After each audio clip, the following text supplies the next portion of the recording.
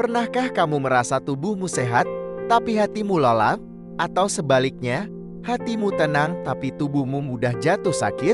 1000 tahun yang lalu, seorang tokoh Islam bernama Ibnu Sina, atau dikenal di Barat sebagai Avicenna, sudah menuliskan rahasia kesehatan sejati. Dalam kitabnya, yang legendaris Al-Qanun fi Al-Tibb, ia menulis, tubuh dan jiwa adalah dua sisi dari satu kesempurnaan. Satu takkan seimbang tanpa yang lain. Kini, setelah berabad-abad, para ilmuwan baru membuktikan kebenaran itu, bahwa kesehatan sejati bukan hanya soal fisik, tapi juga tentang keseimbangan antara pikiran, hati, dan iman.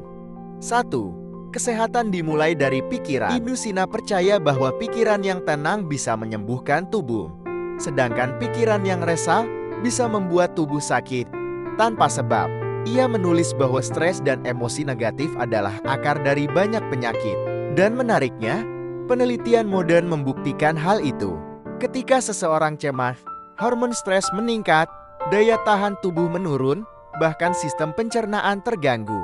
Ibnu Sina sudah tahu solusinya sejak dulu tazkiyatun nafs, penyucian jiwa.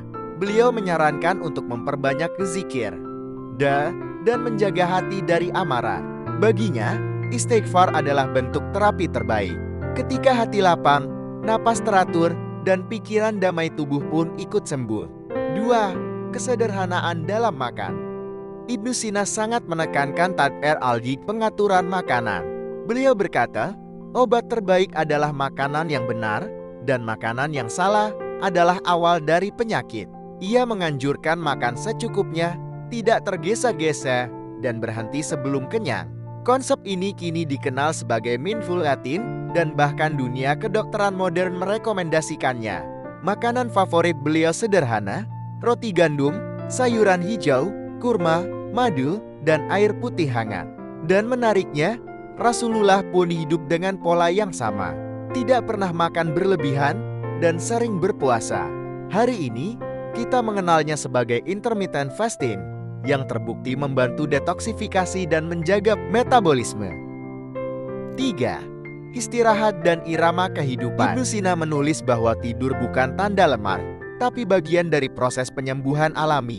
Ia percaya bahwa setiap manusia punya ritme keseimbangan, waktu untuk bekerja, waktu untuk diam, dan waktu untuk istirahat. Tidur, katanya, adalah obat yang tak perlu ditakar. Dan kini, sains membenarkan bahwa tidur memperbaiki jaringan tubuh, menyeimbangkan hormon, dan memperkuat daya ingat. Beliau juga menyarankan tidur ke arah kanan, posisi yang disunahkan Nabi, karena baik untuk jantung dan pencernaan. Bayangkan, pengetahuan sederhana yang dulu dianggap spiritual, kini terbukti secara ilmiah. 4. Gerak yang menenangkan jiwa. Bagi Ibnu Sina, olahraga bukan hanya untuk kekuatan, tapi juga untuk kejernihan hati. Beliau menganjurkan riyadah, gerakan lembut dan konsisten seperti berjalan, berkuda, atau syalat. Gerakan syalat, katanya, adalah bentuk latihan yang sempurna, meregangkan otot, melancarkan pernapasan, dan menenangkan pikiran dalam satu waktu. Kini, penelitian menunjukkan bahwa olahraga ringan dapat meningkatkan hormon endorfin, menurunkan stres, dan memperbaiki suasana hati. Namun Ibnu Sina mengingatkan, gerakan tubuhmu agar jiwamu ikut hidup. 5.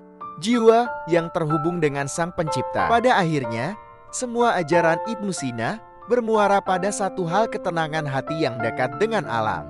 Beliau percaya, doa dan zikir punya energi penyambung yang tidak bisa dijelaskan hanya dengan logika.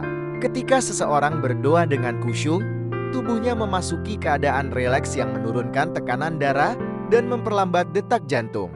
Sains modern menyebutnya relaxation response, tapi Ibnu Sina menyebutnya rahmat Allah yang bekerja melalui hati yang yakin. 1000 tahun berlalu, tapi kebenaran tetap sama.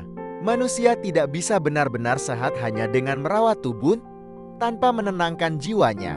Ibnu Sina telah menuliskan panduan itu jauh sebelum laboratorium modern berdiri. Dan kini, giliran kita untuk meneladani keseimbangan itu antara tubuh, pikiran, dan iman. Jagalah ragamu dengan baik, tapi jangan lupa rawat juga hatimu.